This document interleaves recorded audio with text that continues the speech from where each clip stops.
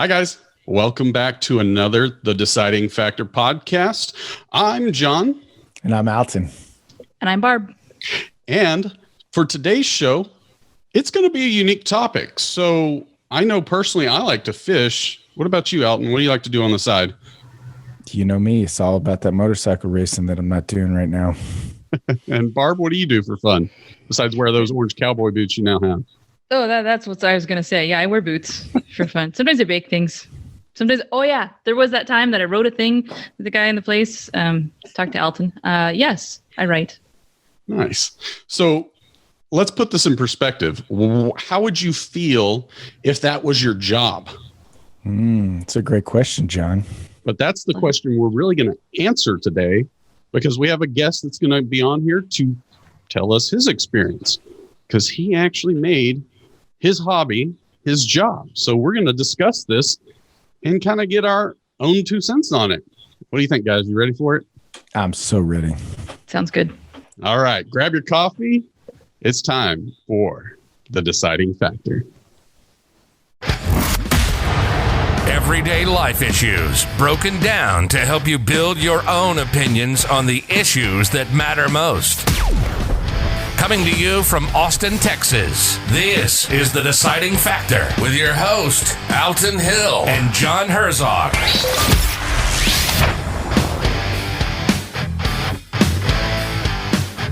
Hi, guys. Welcome back to the Deciding Factor podcast. As you can see, our guest, Darrin Schenck, is here with us, and we are going to discuss the should you make your hobby your job. Darrin Schenck, he is a former professional racquetball player. He has spent 3 years in the top 20 in the world on the International Racquetball Tour. Now as head coach, he is in his 14th season at the University of ASU Racquetball team is what he's coaching, with also a women's national championship and 2-time Collegiate Coach of the Year awards under his belt. He has produced over 36 Collegiate All Americans. He is currently the vice president of sales and marketing at Triage Now, which is a medical call center for workplace injuries. In his free time, he speaks at universities and colleges, as well as working with young professionals, helping them transition into their professional world as smoothly as possible. Darrin, thanks for joining us on our show. Appreciate it. You bet. Thanks for having me, guys. Absolutely. So welcome. So me and you talked a little on the phone before the show about your history and racquetball career. Did it actually pay well? Not a bit, unfortunately. If I was taller, I would have gravitated towards tennis for sure. If I'd have been in the top 20 in the world as a tennis player, I certainly wouldn't be sitting here talking to you guys. Yes. Okay, then I was feeling special until about 3 seconds ago. Yeah. I'm liking the extras first. This is good. Oh, yes, we should plug that. He is in one of our extra segments, so make sure you check that out and see how he gets kicked off the show as quickly as possible. Yep. And thinks so just like a man. Yeah. Tell us a little bit about how you get into a racquetball career. Well, it's certainly a second tier sport, I guess you could say. Tennis racquetball is tennis's ugly cousin, right? The standing joke that I always say is that, instead of playing for millions of dollars in front of tens of thousands of people, we played for hundreds of dollars in front of tens of people. That was the reality of pro racquetball. In its heyday in the early to mid 80s, the sport was at its peak. Every health club and racket club that got built put in 15 or even 20 racquetball courts. Everybody was playing racquetball. It was the cool thing to do. The problem with it was you have 800 square feet of lighted air-conditioned space that at the most 4 people are using at a time. And so health clubs quickly understood the problem with that and started converting some of that square footage into other things like aerobics rooms and weight rooms and stuff like that. So the sport, unfortunately, kind of followed suit and has been on a slow non-growth trend for a couple of decades, unfortunately. Wow. So was the chess club just full? Like, why did you end up in racquetball? So I had designs of being a collegiate wrestler. That's what my dad did, and that's kind of what I was groomed throughout my childhood to do. My freshman year of high school, I had an opportunity to wrestle off for a position on the varsity team, and unfortunately suffered a neck injury, and that was the end of my wrestling career. So I didn't really want to get into other team sports. I was a smaller guy. The position I was wrestling for on the wrestling team was at 98 pounds. So that kind of tells you a little bit of how big I was as a freshman. So there weren't a lot of sports that I could do that were individual sports and still do well at. Racquetball happens to be one of those that your size is not a huge factor in your success. And the other thing for me was there was a park right across the street from where I lived and at the high school where I went. And there was a lot of girls that were hanging out playing racquetball. There was nobody hanging out waiting for other people on the tennis court. So racquetball had a lot of things that appealed to me right away. I could practice on my own. The courts were right across the street. And oh, by the way, I mentioned there was a bunch of girls hanging around. So that was enough for me at the time. Oh, man. Good But you plan. didn't marry one of those racquetball girls, right? That was your form of Tinder instead? Oh, he froze. I did not. I held out a long time. I got married recently. I definitely pillaged and plundered my way quite a bit through the female population of Arizona and other places as well. Oh, gotta love the word selection. I was going to say, this is vivid. Okay. Wait. So racquetball was a hobby is the way it started out. At what point did it turn and you were like, I'm going to go make money at this? Well, I kind of knew early on that it was not going to be the most lucrative choice, but it was the one thing that I was sure of at that age. I didn't have my sights set on being an architect or starting my own business or anything like that. I really didn't know. I still don't know what I want to be when I grow up, but certainly at that age, I had no idea. Racquetball was the one thing that I was sure about that I wanted to pursue to the fullest degree. And wherever that took me, that would be fine. But it turned out that it was the greatest personal development opportunity that I had at that time in my life. So hanging out with older people, competing on a regular basis, like literally sometimes twice a month, all of those things were very formative for me. And so even though I didn't make a lot of money at the sport, I certainly took a lot out of it looking back on it. Wow. So we had talked on the phone, and at one point in time, you wanted to actually be a firefighter. Is that right? Sort of. Unfortunately, about 2 years ago, I came to this conclusion. What I should have done to facilitate my racquetball career was I should have pursued being a fireman at that time. I left college when I was 20 to move back I went to Northern Arizona University, which is about 2 hours north of Phoenix. Small town. I was the best player in town. That's not helping me get better. I didn't really have a specific reason to be there. I was just going through the motions of going to college. And so I left school. I came back to Phoenix, and I, at that point, decided I'm going to turn pro and start doing everything I could to facilitate that. The problem with that is that I worked at a health club. I practiced, I trained, I played tournaments. It's all I ever did. Now, feeling like I had gotten a late start at the sport, to some degree, that was necessary because the people who were going to be my peers on the pro tour had all started much earlier with that same mindset. So I felt like I was playing catch up.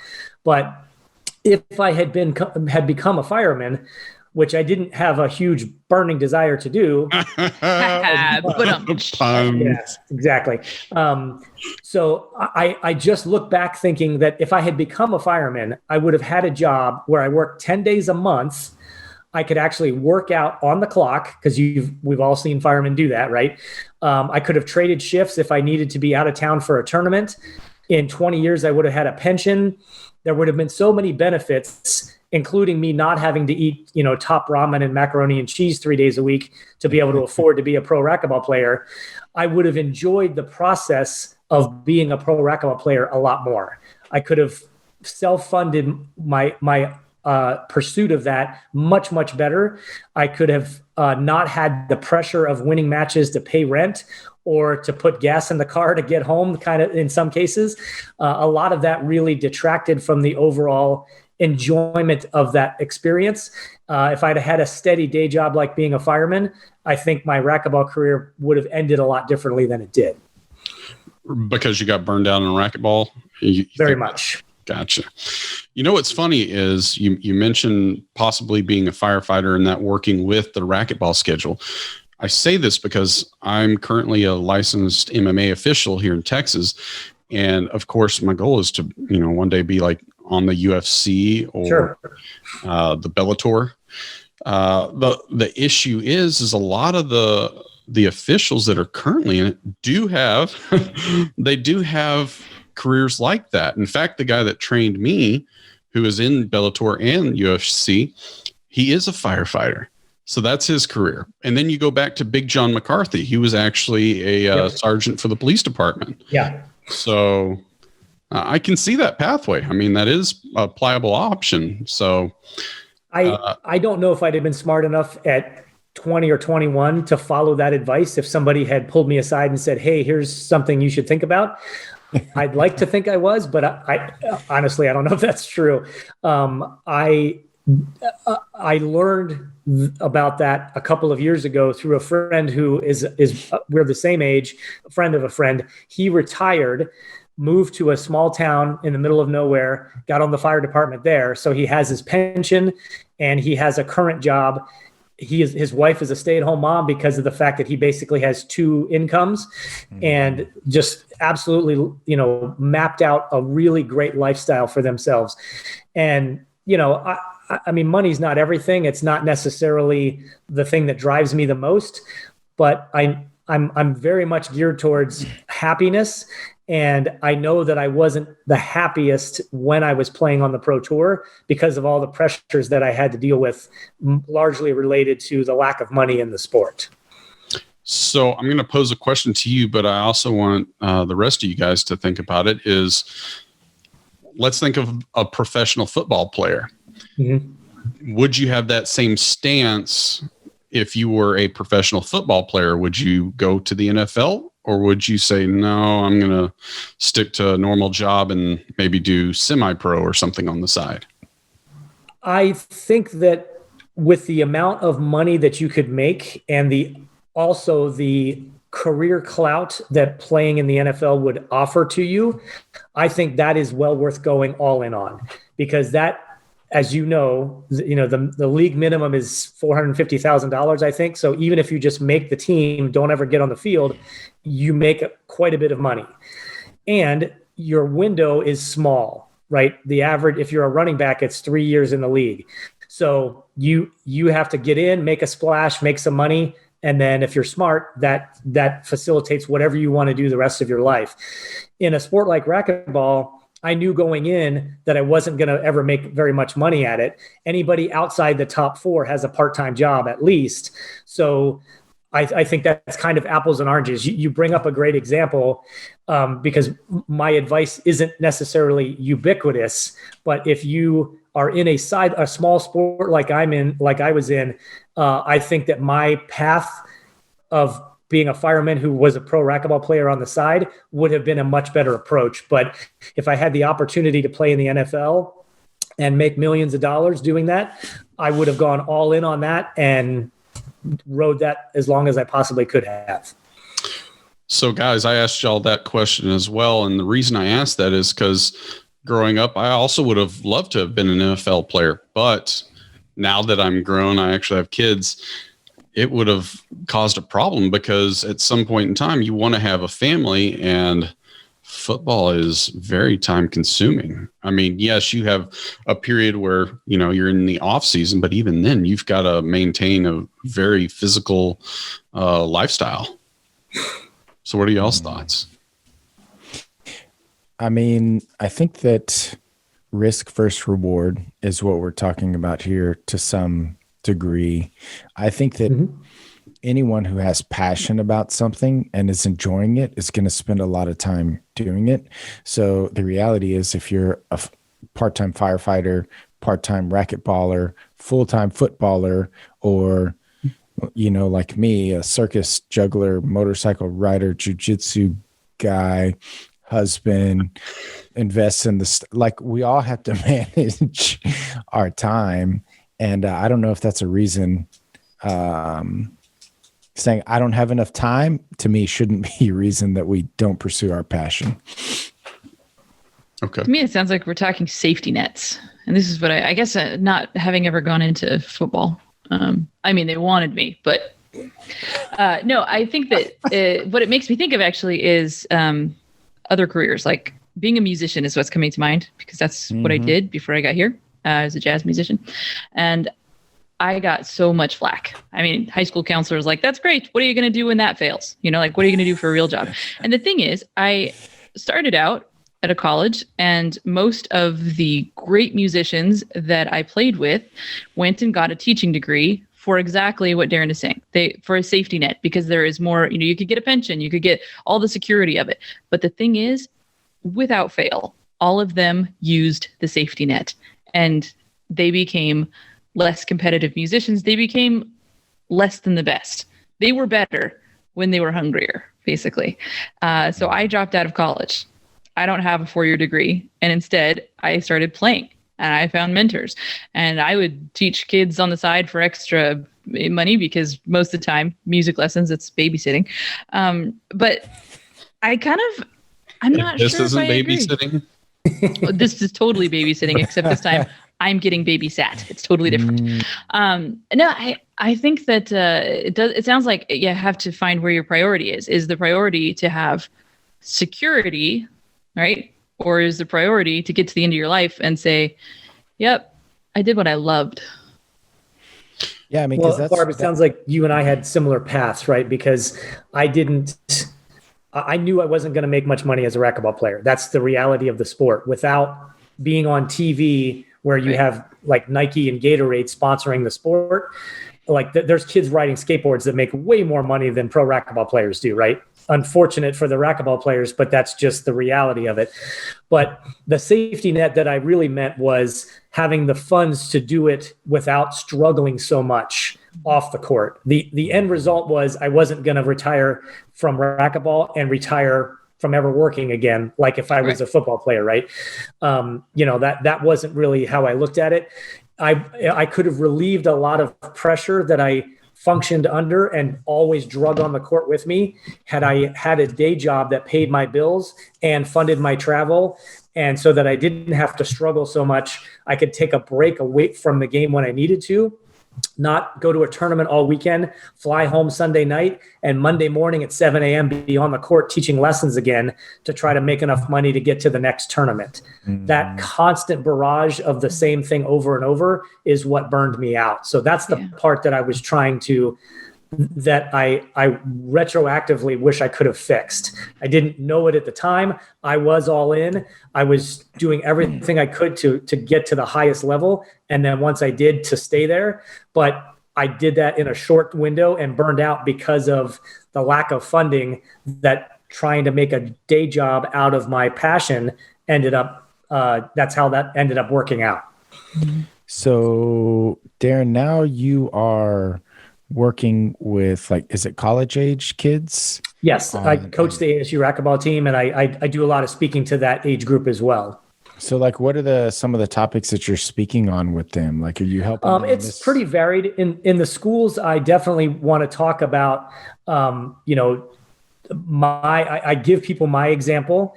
I don't think anybody coming fresh out of school should ever try to be an entrepreneur. You need to learn under somebody else's tutelage and ease your way into that. You should probably undertake that before you have a family and a mortgage and all that stuff. But coming fresh out of school, thinking that you're going to open a business is like going from AAA ball to being the starting pitcher in the World Series. It is such a culture shock. You don't even know what you don't know. So guilty. Ease your way into that, learn from others, figure out what you want to do, and then go all into that. That's one of the topics. Some of it's financial stuff, just, staying out of trouble of all the traps that are set for you, right? You finally have a job and you're making some money. So you go rent a condo in the cool part of town in Scottsdale, and you lease a BMW because you think you deserve it. And pretty soon you're broke at a much higher level, and it goes downhill from there. So it's quite a variety of topics, and all of it could be traced back to all of the mistakes that I made that I'm trying to help other people avoid. So I have a question to ask. Sure. Because of how you answered the football question. And this is something I did a lot of motorcycle racing when I was younger. And I never really said like, I'm going to go pro. I was just like, I'm a psycho and I'm going to ride fast. I was like literally as far as I could see. But if you're not familiar with trying to race a motorcycle, it's extremely expensive. And, but I love it like so much. So what would you tell a college kid who's like, hey, Darrin, I love you, man, but how old are you? Let's just say you're middle age. What if I don't live to be 50? Now's my chance. I got to race a motorcycle now. How would you respond to that?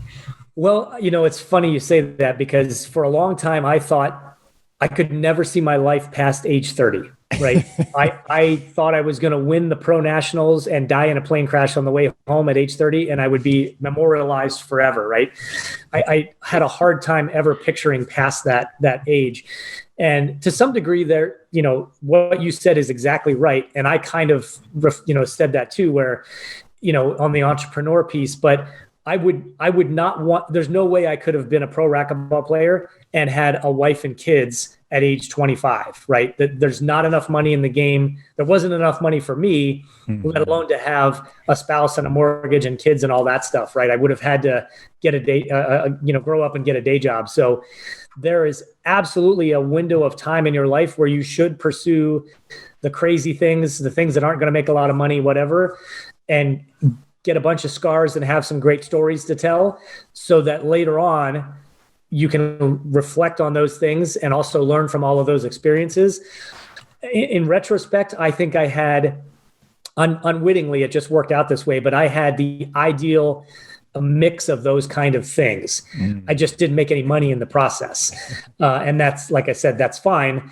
Everything else that I learned from that experience makes that absolutely worthwhile. But there's certainly a window of time where you have to jump on that stuff. Otherwise, it'll never happen. So I'm gonna twist it on you.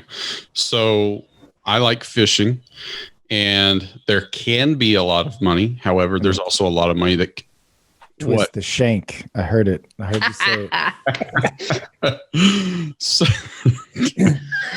oh man, I'm just here for the puns. Thanks, appreciate it.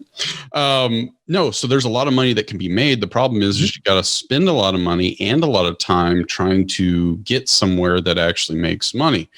Right. So let's say I want to, that's my hobby and I want to make that my job at some point, and it can be any age, because let's face it, who can't sit out on a boat and fish? Right.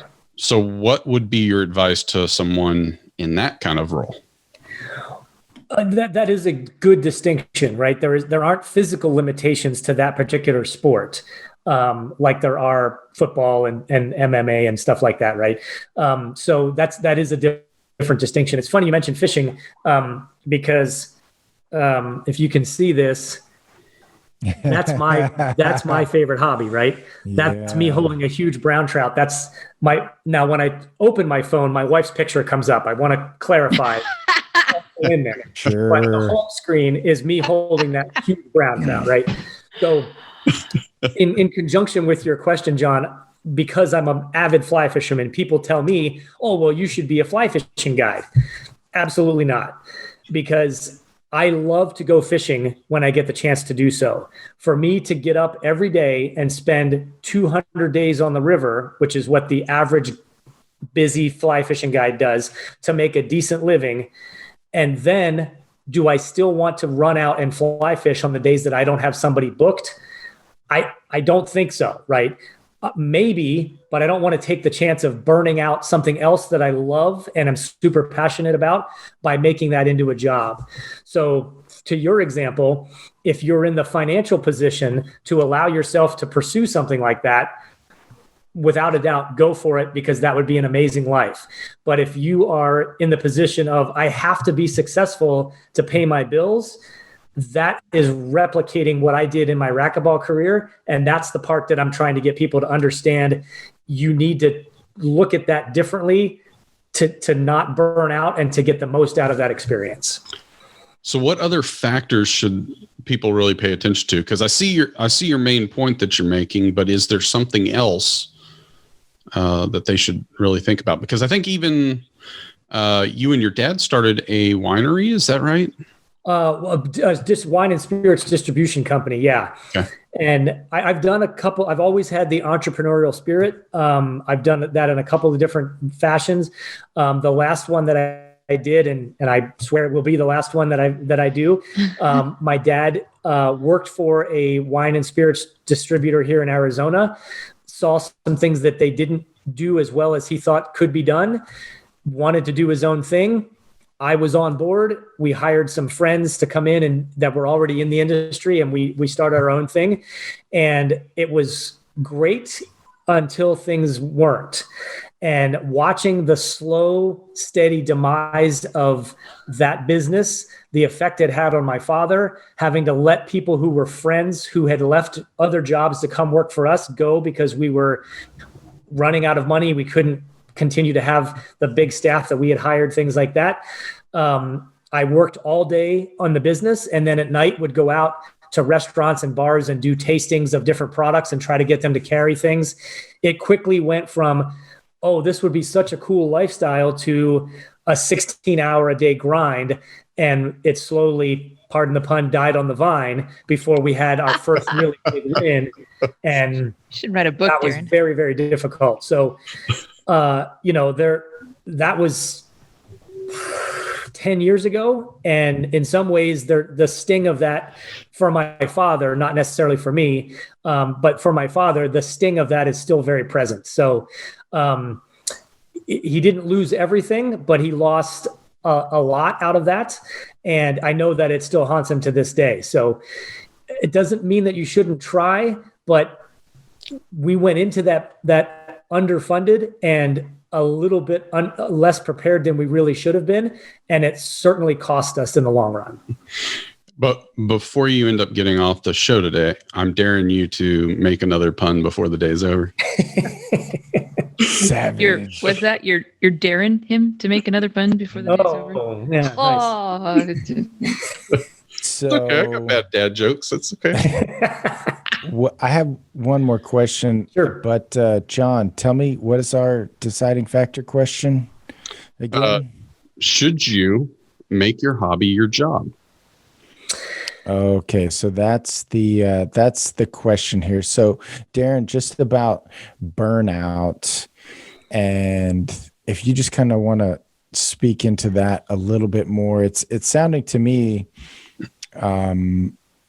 that there has a lot to do with like the amount of hours in the day versus the money that you're getting out, and that's what we're talking about, that you're kind of risking when you go all in. Is that right? Or Well, in the short run, that's probably how it has to be done, right?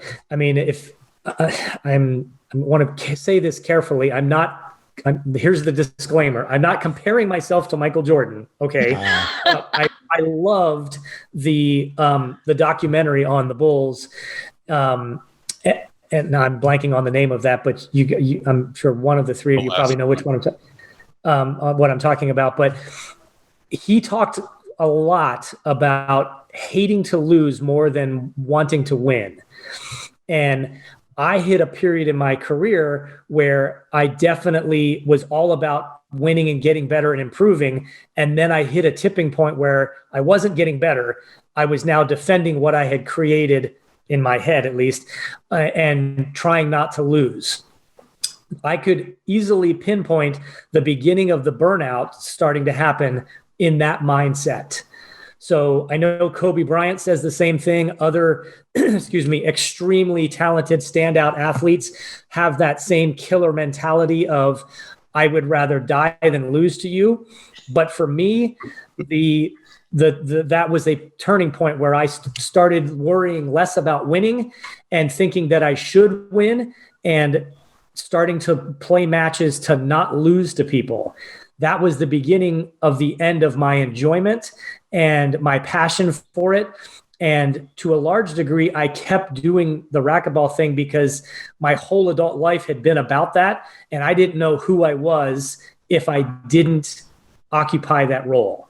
So as a cautionary tale takeaway, don't identify with what you do on the court or on the field as your overall persona. And that's where the burnout and doing things differently, or as a coach, not letting someone follow in my exact footsteps, it all kind of ties back to that. The happiness factor should be a large reason you do something. If you happen to make money at it, that's a huge plus.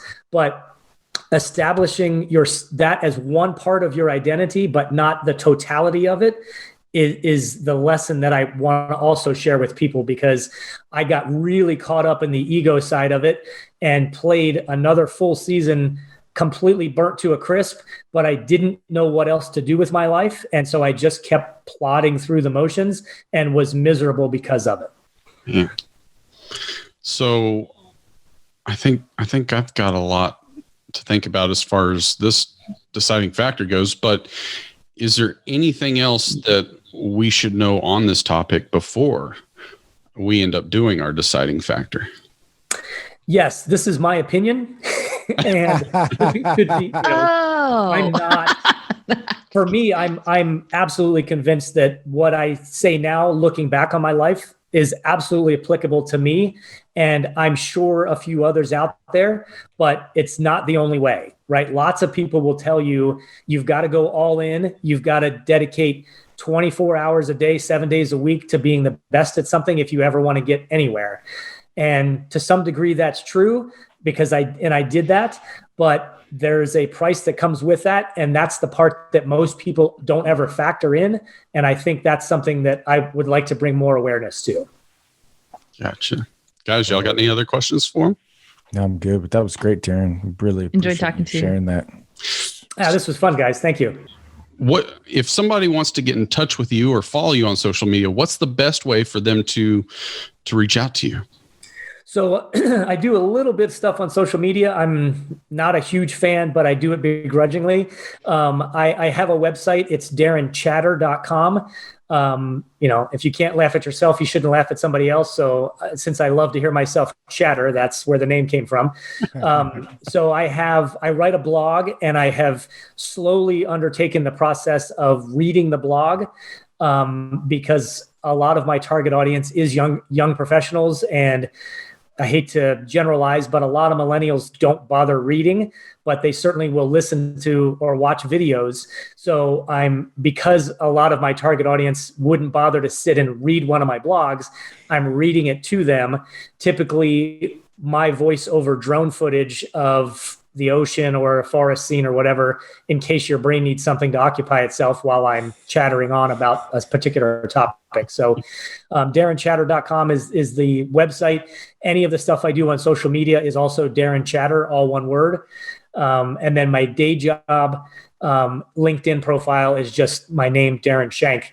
That I created a separate one for my speaking and consulting stuff under Darrin Chatter. Nice. Well, Darrin, I want to thank you for being on the show today, and you couldn't get it in, so I got it in for you. Thanks for covering that last one for me. Yeah, guys, this was a lot of fun. I really appreciate it. We appreciate you, Darrin, and spreading your message. It's good stuff. All right, thanks a bunch, and we'll stay in touch. You have a good day.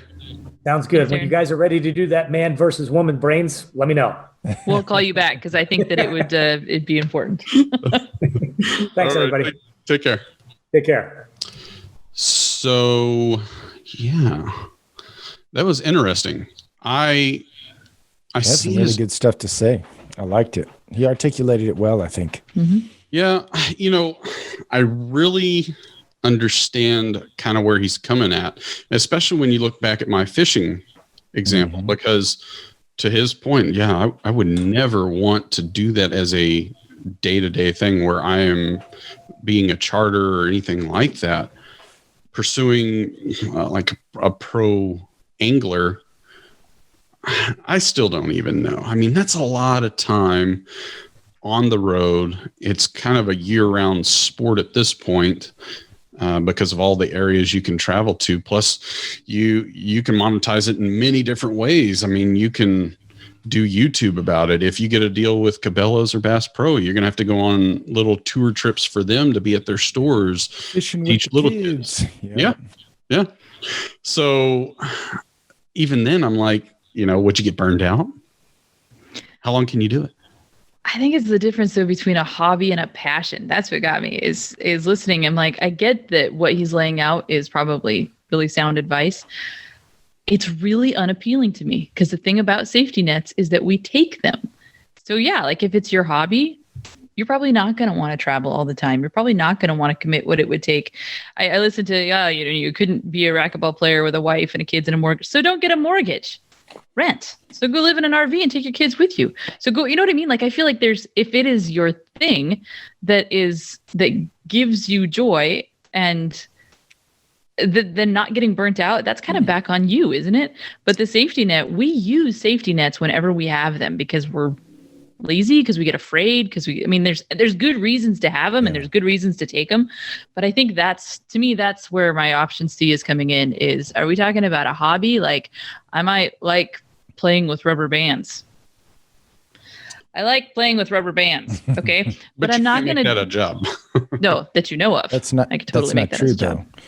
Yeah. You could totally make it as a job. There's literally a kid on YouTube making millions of dollars opening toys. There you go. But he's not playing with a rubber band. He could do it with a rubber band. I'm John. Just saying. It's with the negativity. Anything is possible. Yeah. What I heard him say, and I'm with you, Barbara, that like when you say hobby, passion, like there's these whatever words.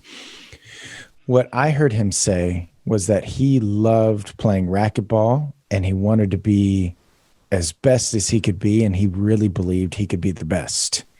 And believing that you can be the best, you're like, I should make money from this because I'm going to dedicate all of this time to it. And I think that him being good at it and playing when he wanted, that was the enjoyment. That was the happiness, being good at something and playing it and, seeing that cute girl watch you, smash the ball and like, yeah, I'm like, I am something. But then when you're eating ramen and you've played racquetball for 75 hours and the cute girl, she's like totally asleep right now. It's not that enjoyable as you thought. And so I think that is what I would key into, right? Like John, you even said, man, I'd love to fish for a living, but if I had to take people out on my boat, I don't know how much fun it would be. And so even though we're calling it fishing or racquetball, it's not the same. It's not the same at all. And I did a similar deal when I was up at 3 a.m. changing oils on my race bike because I had the backup job. Like I had the job and I'm like, man, I just want to do this. I'm not trying to make any money. I just want to do it. And I'm up at 3 a.m., changing tires and oils in my garage. And I'm like, man, this is the price that I'm paying for that, those moments of insane euphoria on the track. I want to boomerang back to what you said, Barb. If I had something, if I had something for that, yep. If I had a career that like fishing where it required me to be on the road, the problem I have is I wouldn't want to be selfish in the sense that I still want my kids to grow up in a neighborhood, making friends, going to school, doing sports, things like that. So I can't just up and take them with me. It's just, well, you've answered your own question there. Like I think he was doing this too, where I kind of feel like I liked his call to not identify yourself solely with this thing, like your identity not being wrapped up with just fishing. I think that to me, kids growing up in a neighborhood isn't a priority, but it is for you. So that's part of your picture of like, what do I want my life to be? And I guess maybe that's where I'm not totally sold on what he said is I think it's okay to be 20 years old and say, I want my life to be one that my kids know that there's a thing that was worth being up at 3 a.m. for, and that, yep, they come along with me. People can make those decisions. And I think it's equally okay to make the decision that actually what I really want is my kids to have a suburban upbringing or to have, a certain kind of stability. Like, I think that's fine. I just don't think I don't think the risk of getting burnt out is a good reason not to do what you love or not to do what you want your life to be. I think you kind of have to evaluate those things like you are, like you've made that decision. It's someone is peeling out outside my. Yes. Oh, and the cops too. And the cops. Lock the door, Barbara. Lock the door. Podcast or jail? Out. Which one? Do you? Yeah. Well, I mean, I guess with all that said, I kind of know where I stand. Is there any other points or things that y'all want to bring up? I just wish I had more puns right now, man. I feel like I kind of lost the pun game. But y'all, man, it's killing it, dude. Killing it. You gotta go find a book for puns now? Study up. It's like you're the big fish in a small pond, and then you get to a big pond, and you're like, oh. It's a good day for puns, though. You just can't get over that hill, huh? This is terrible. We're going to get kicked off, and not even for being, right, just for being bad puns. Hey, yeah, let's do the deciding factor, man. When you gotta do it. I feel something forming that I could say. You should probably go to the doctor and get that checked out. Just saying. Maybe it's just my bladder's full. It's about that time in the podcast. It's just about that time in the podcast. All right, here we go, guys. Now it's time for our deciding factor. All right, so should you make your hobby your job? I'm going to simply say, no, you probably should be a little more weary. I do like some of the things he brought up. Financing is a big deal, but my biggest fear would be getting burned out on something you completely love. If you get burned out on that, then what do you have next? You just going to hit a wall? Do you get depressed? I don't know.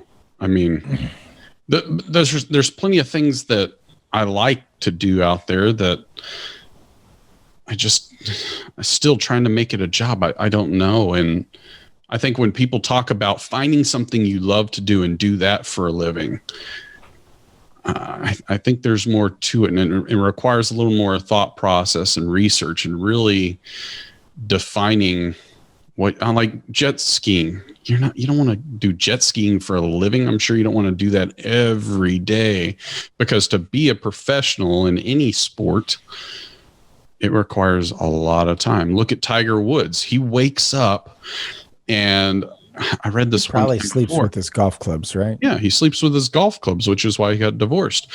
But it's one of those things. He wakes up and he has to do 2 rounds of golf. He does, 100 balls of just driving that he does, and then he works on putting game at the end of the day. How much does he get paid? Yeah, but still. But you think he's burnout? All right, fair enough. I would get burned out doing that. Kobe Bryant, he said he shot 1,000 balls a day. 1,000 balls a day. That means Friday, Saturday, Sunday, Monday, every day of the week, and even on the holidays. I mean, I'd get burned out if we did a podcast every day. You should really think it through. So I'm going to go with no, you shouldn't make your hobby your job unless you're one of those rare individuals. What do you know, Barbara? Option C. I'm going to say it's not about a hobby. Actually, what I found myself thinking was, I did start out as a jazz musician. I did go for no safety net. And in the end, I ended up a stay-at-home mom. You want to talk about something that you do the same thing every single day and don't make a lot of money doing it? Parenting comes to mind. And you know what? It's what I choose. And I think that burnout is an excuse that we use for not making the most out of our lives. Burnout is a state that can change. If you could get fired up to start with, you could get fired up again. And I think sometimes we spend so much time analyzing the risk. Like, what if it doesn't work out? Maybe I shouldn't do it because it might not work out. It might fail. Well, that's true. And I don't want to get to the end of my life and look at this whole list of things that I thought about doing, but that they might not have worked out. And so I didn't. And, you know, it's maybe this is cheating that I'm thinking about kids, but a lot of people would look at my life and say that we took risks that didn't work out. All 4 of my kids have genetic disorders. I got sick kids. Did I end up with a risk that didn't work out? I am now in something that not only doesn't make money, it costs a lot more money than normal kids, right? But I dig my life. And I think that there is choice involved in that. And so if your hobby happens to be hacky sack and you really think that you can spend your life doing this every day, I think you can decide to love what you're doing, whether or not it's a hobby or the day job. You can decide to not get burnt out about that. So I'm going to say, yeah, go for it. All right. Thank you, Barbara. Should I make my hobby?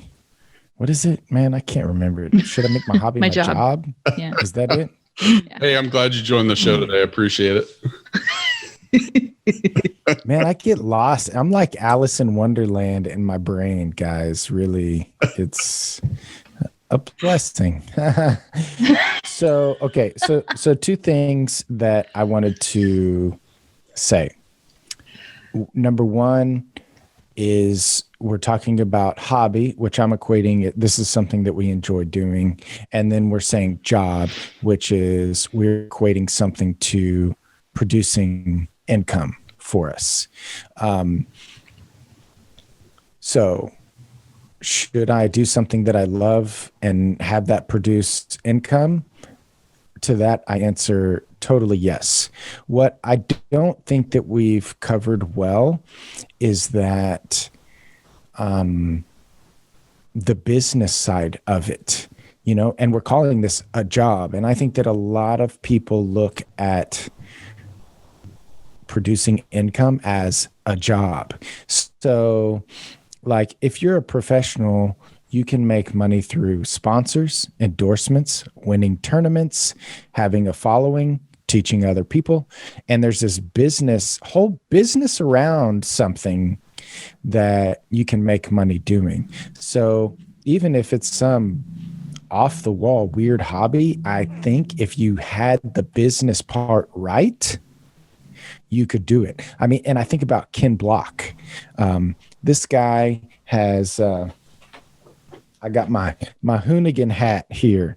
Like if you can read it, it says Tire Slayer. This is just a dude that drives and burns out in his car and kills tires. I have a shirt that says kill all tires. Now, why did I buy that shirt? Because he goes and does burnouts and I like watching it and he videos it and it's cool. So I think that if you can create the business around what you're doing, like he does racing and he wins some, but he doesn't win them all. But he's the only rally car driver that I know, maybe Travis Pastrana, but that's because he has Nitro Circus, like something that's totally different. And I know him. He's got this huge business around his hobbies. And so if you have a hobby and you don't have business sense, you may not have a way to produce the amount of income you need to support continuing to have fun. I mean, Nitro Circus, Travis Pastrana, he's just out there having fun. I mean, I'm sure that there's days where he doesn't, but he's produced such a good enough business that he can sit in his fun places. So should you change your hobby to a job? Well, if you've have zero business sense and no vision for that, then no, because it's going to be really hard and you might turn what you loved into something that makes you miserable. So how do we keep from being miserable? I think that the word is clarity. You know, when you hear Barbara talking about parenting, it's very clear that she's totally in that zone of like, I'm a super mom, and I don't really need like money or fame, or I don't need anybody to look at me like, Barbara, you're a super mom. Like, cause she's just there, she's in it. And I think that listening to Darrin, it sounded like that there was some pride there, that there was lack of clarity about who he was and who he needed. There's like this validation that we need. Alton needs to be the best motorcycle racer. Watch me go fast because I'm a tough guy and I love adrenaline. Look at me, or whatever. So anyway, clarity, figure out, like, John, why do you love to fish? Why does Alton love, to get beat up by other full-grown men and ride a motorcycle really fast? Because I have an adrenaline problem. So pretty much I can do anything that spikes my adrenaline and I'm going to love it. And I have that clarity there. So like even the small little awkward moments on the podcast to me are exciting, because it's like, it's that tiny, it's a little like microdose of adrenaline. Like, ooh, what's fixing to happen? We don't know. Nobody's me for those awkward moments yet, but I have followed a lot of YouTube channels with like awkward elevator scenes and such. So even that's possible. So I would say if you really believe that you can do it and you got a little business sense, go for it. So it sounds like we all have this asterisk laying around our answer. And it also sounds to me like if Alton is Alice in Wonderland, I think that makes you the White Rabbit, John. Wouldn't you be the one that's like, you're late, very important, go, right? No? Might fit my personality, you never know. A little bit. But I would like... My daughter's a card and a flower. Like literally, in the Alice in Wonderland play coming up. Oh, okay, never mind. Interesting. Learn something every day. All right, guys. Well, the lines. What do you think are... Hey, don't forget to like, share, subscribe. Mean comments about John and his lame fishing.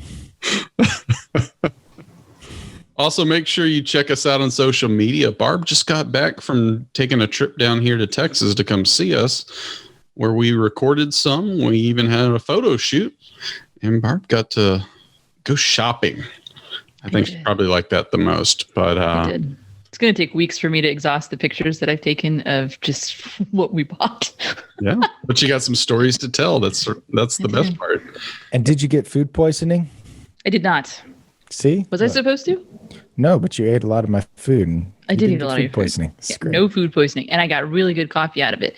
Such good coffee, we framed the bag. What?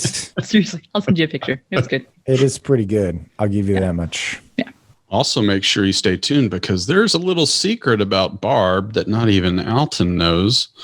But Barb has a secret power, and we will discuss that in the future. So stay tuned, guys. We appreciate you watching. Make sure you catch our next episode, which we always tend to air Mondays at 6 a.m. Central Standard Time. Also, check out the extras, because it's a goofy, fun time, and you get to see us in a different light, kind of, unless we have more puns. So stay tuned. We'll see y'all next time. The same light on all the time, John. Later. We'll see y'all next time. Everybody say bye. Bye. Bye.